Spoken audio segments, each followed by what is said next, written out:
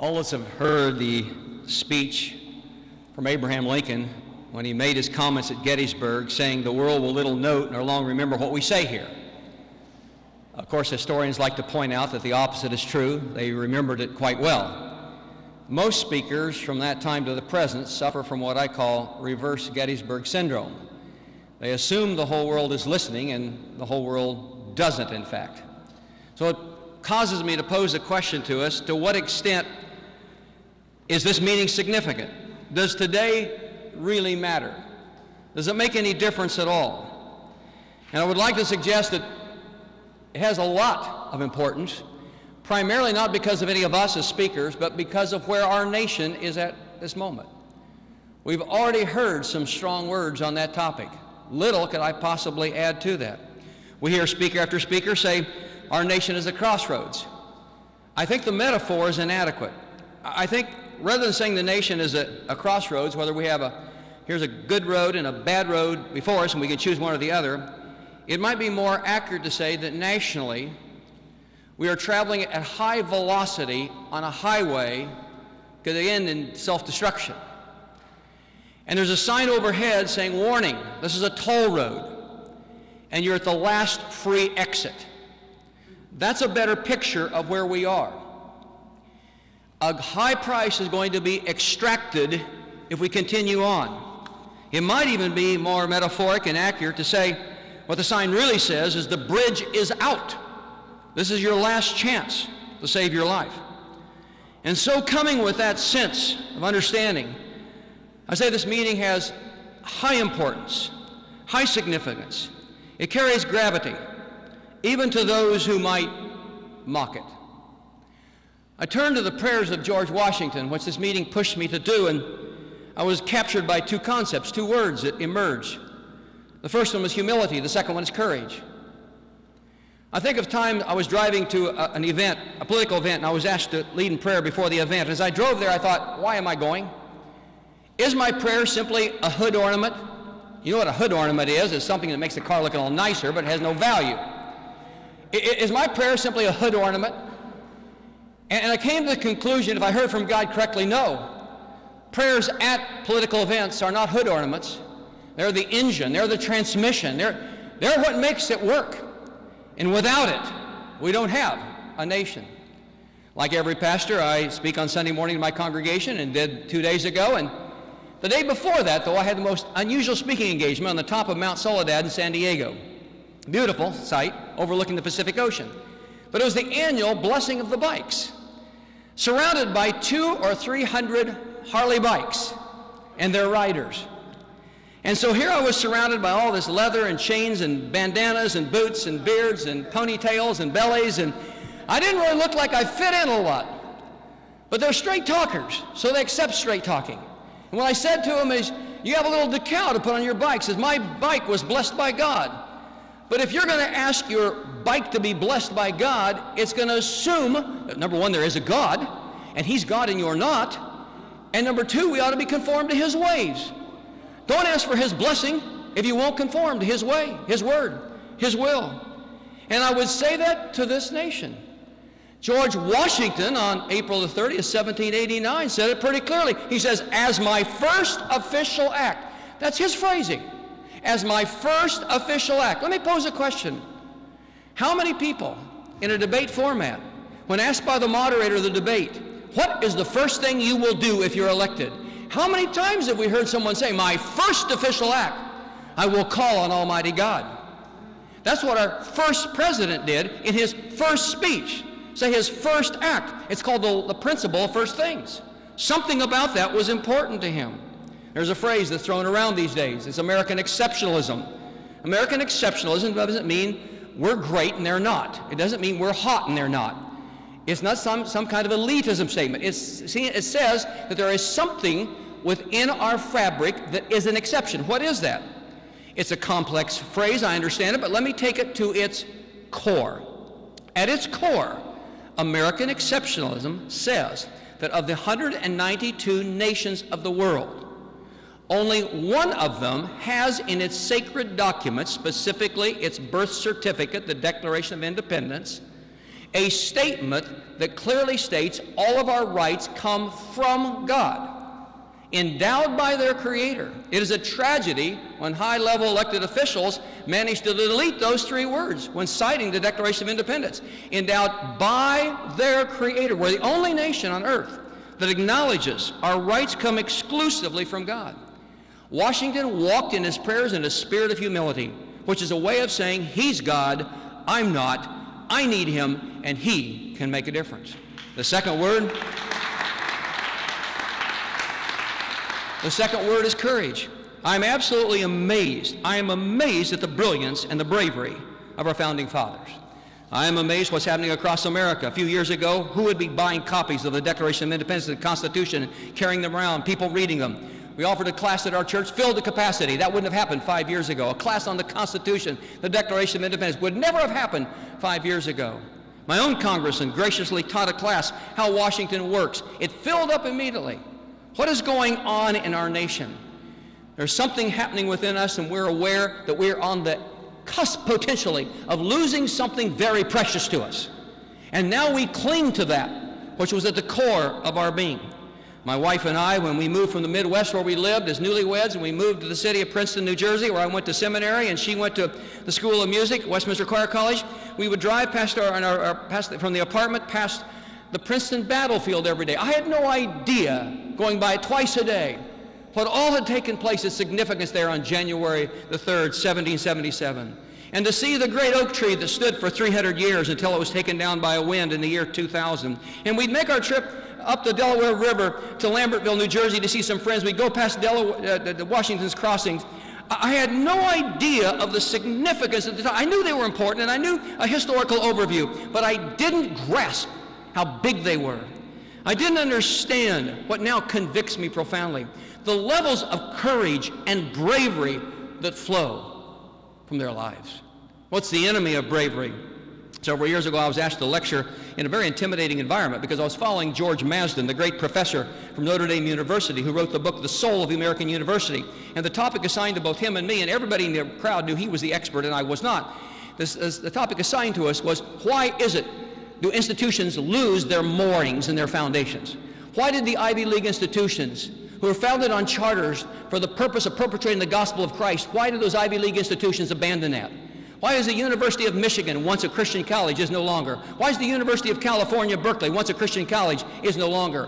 What happens to local churches or denominations when they abandon biblical truth? What makes that happen?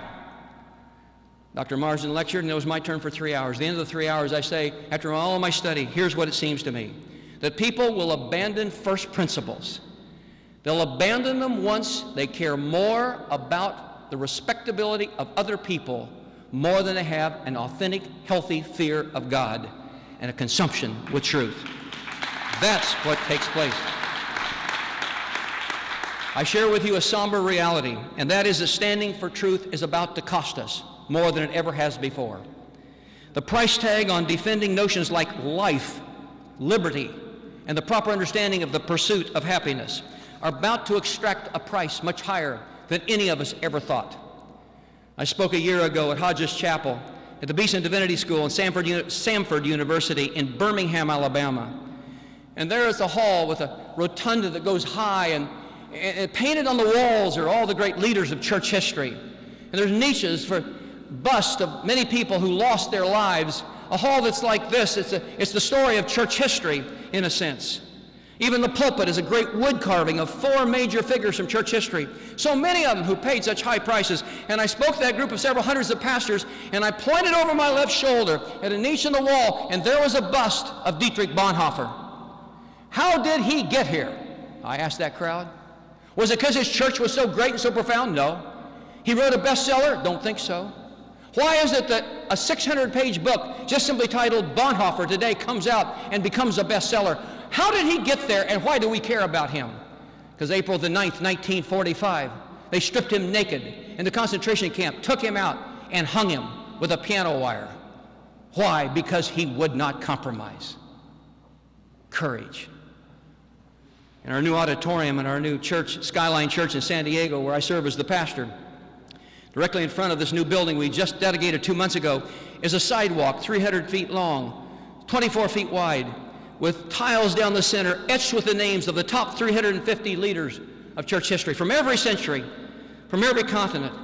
And I walk it with frequency. I had the privilege of selecting the names that went in there. And as I walk it, I think of the enormity of the price that was paid.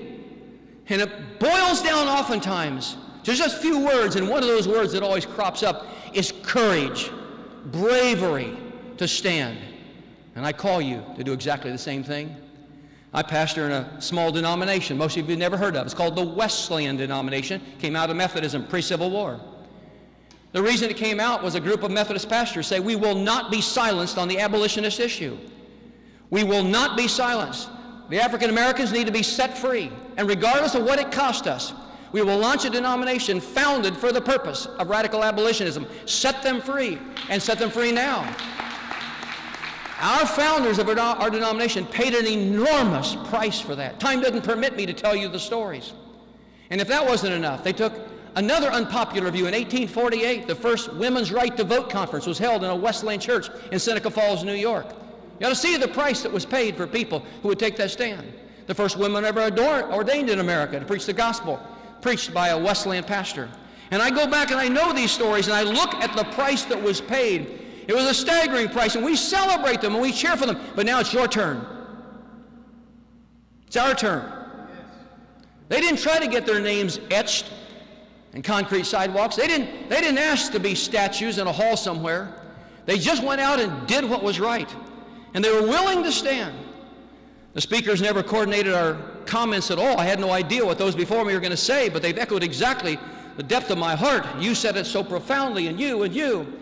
And that is, when we look at what is happening in our nation, and we want to go back to first cause, I don't fundamentally blame Congress or the President or the Supreme Court. The blame goes back to the nature of the church. And if we want to press it further, to the pulpits of America, to the pastors. The silence in the pulpits is what has put us in the posture we're in today. What would happen if we stopped saying right versus left as if they're moral equivalents and start talking about right versus wrong that are not moral equivalents in the pulpits of today? If 350,000 pulpits would have stood for the last 50, 60, 70, 80 years, we wouldn't have a debt of $16 trillion and unfunded liabilities that can cause us to economically self-destruct. It wouldn't have happened. You know why? Because pulpits would have said, "Thou shalt not steal from future generations. It's morally wrong. It's obscene." And people would have gone into voting booths with that riveting in their heart, and it would have affected and shaken the kind of legislation that would take place in this great city. If we'd had 350,000 pulpits across America, understanding the potential of a Holocaust that up to this point has cost us 55 million of our citizens, there would have been declaration that tearing up babies in the womb is a wrong thing and it needs to be stopped now. And it would never have happened if we had pulpits in America that would understand the dimension of the catastrophic price when you mess with the definition of the most fundamental institution there is, one man, one woman in marriage. It would have been declared from every pulpit, and we wouldn't have the discussions going on we have going on today. Poverty, for example. Poverty, the number one indicator of poverty, the number one sociological factor present in the causative factor of poverty is the lack of a dad and a mom in a home loving their kids. That's it. That's the original Homeland Security. That's the original Department of Education. When you have a man who contributes a sperm and a woman who contributes an egg, take care of that child, love each other, and love that child, you've got the potential for a child being raised, and we have a nation of people who know how to conduct themselves with other people.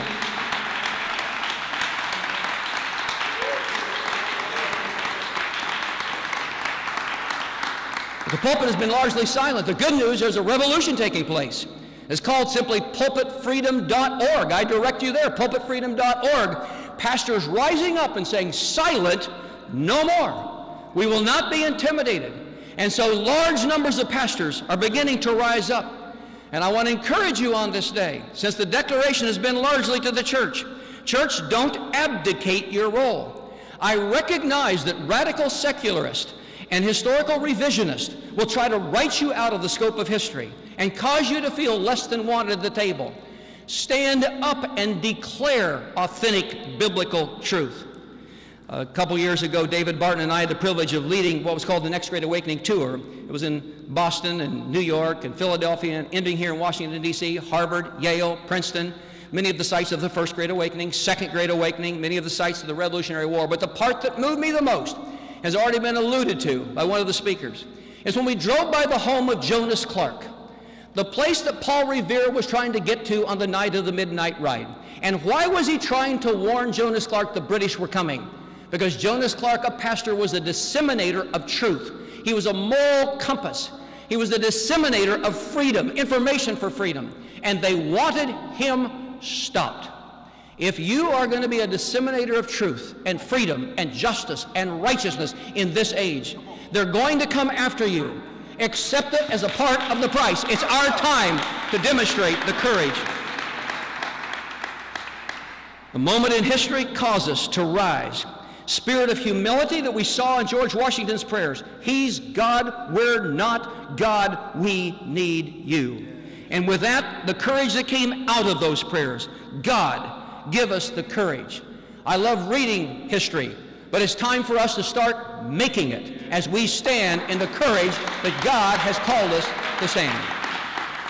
I close with this thought, and it's a tender story. It's a tender story that's so tender and so private that for the first 6 months after it occurred, I didn't share it. I couldn't share it. Couldn't bring myself to share it. Then slowly I began to share it, and now I share it more freely, but it took me some time to do that. And what I'm about to say to you, it's personal, it has to do with our family, and it's not to evoke sympathetic reaction at all. Prayers are appreciated, but sympathy is not what's being asked for here.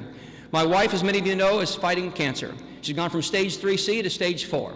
The kind of cancer she has, only 4% survived to the 5th anniversary of diagnosis. We are now at 4 years and 11 months.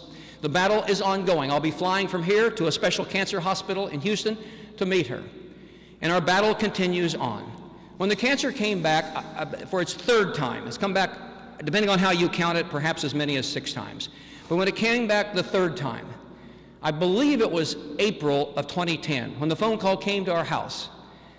My wife was gone. I took the call from the oncologist. We were shocked. I was very shocked and stunned when he said the cancer's come back. Somehow we really expected to have had a significant breakthrough. But the remission was very, very short, and they've gotten shorter ever since. The call came and says it has come back. And I said, Doctor, barring a miracle, and we fully expect a miracle, but barring a miracle, in the realm of the natural, how long does she have? A question that probably a caregiver should not ask. I asked the question, and he answered it. What he answered is of little importance to me, or to you rather, right now. But the application is, about 2 or 3 weeks later, sitting at the same desk, the same study, if I heard from the Spirit of God correctly, what I felt I heard him say were these words: you're fighting for the life of your wife. And you, along with many others, are fighting for the life of your nation. And both of them, barring a miracle, have a very short window of life left in them. As we come to this day, I'm still fighting for the life of my wife. And we're pressing forward in battle. And you and I together are fighting for the life of our nation. And for us to do so, we're going to have to do it in the spirit of the prayers of George Washington, where we say in the spirit of humility, oh God, we have a healthy and holy desperation for you. We need you badly. And secondly,